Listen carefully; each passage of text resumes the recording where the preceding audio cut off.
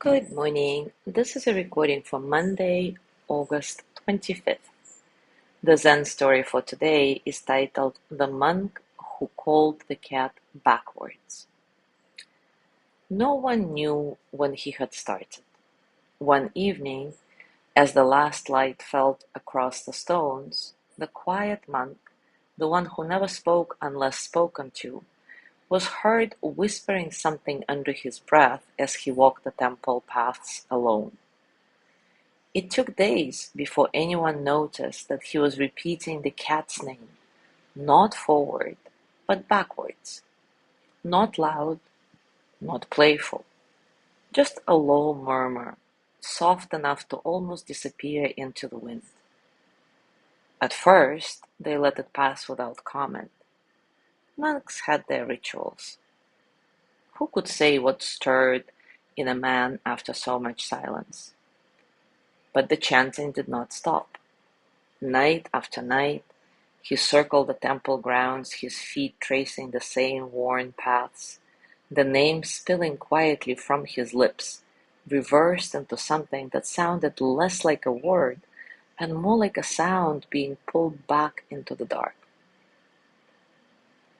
And then the remembering began.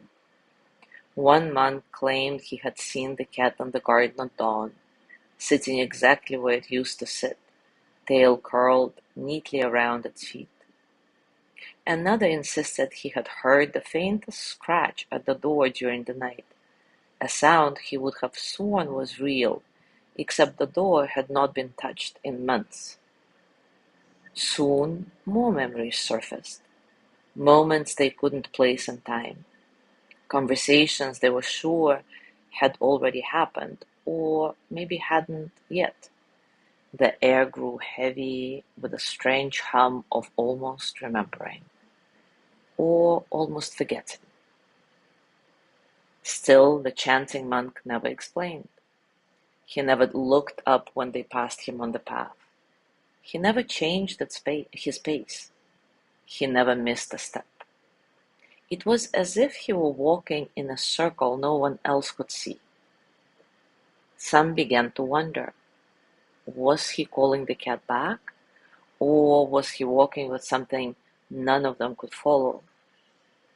And then one morning, the chanting stopped. The monk's place on the evening path remained empty.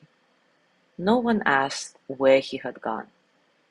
But in the nights that followed, the air felt thinner somehow, the half-formed memories slipping further away like smoke that had never really gathered. The monks stopped speaking of it, and no one, not even the wind, could seem to remember how it all had begun. Take a comfortable position, and as always, take a few moments to relax your body, arriving into stillness. Maybe gently close your eyes and take a few nice, satisfying breaths in and out. Feel the breath entering your nose, cool and light, and then feel the warmth as you exhale, releasing tension, allowing you to soften a bit. There is no need to change anything. Just observe and notice the space around you and the quiet spaces between sounds. Be here in this moment, just as it is. And when thoughts come, let them pass, like clouds, like ripples, like water.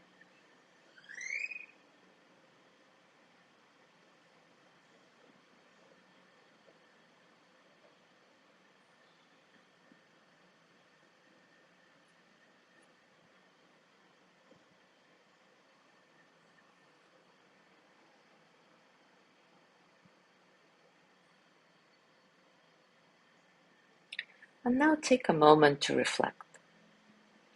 When we hold onto a memory too tightly, does it begin to shape us more than the moment itself ever did? When we hold onto a memory too tightly, does it begin to shape us more than the moment itself ever did?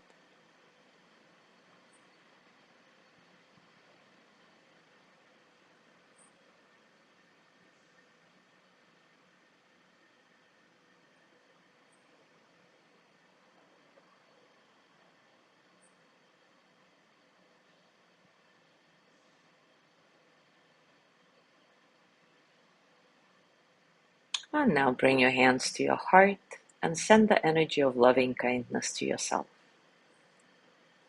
May I be filled with loving kindness.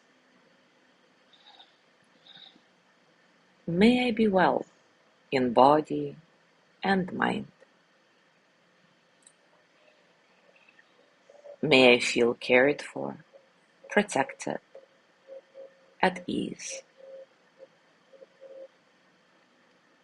May I remember that I have enough, I do enough, and I am enough. May I touch deep, natural peace. As you gently let go of the practice, scan your body and notice what's going on for you right now, physically, emotionally, mentally. How are you really?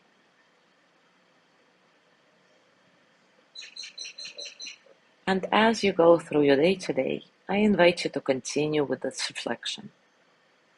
When we hold onto a memory too tightly, does it begin to shape us more than the moment itself ever did? As always, enjoy your discoveries. Thank you so much for being here today. Have a beautiful day, and I will see you tomorrow.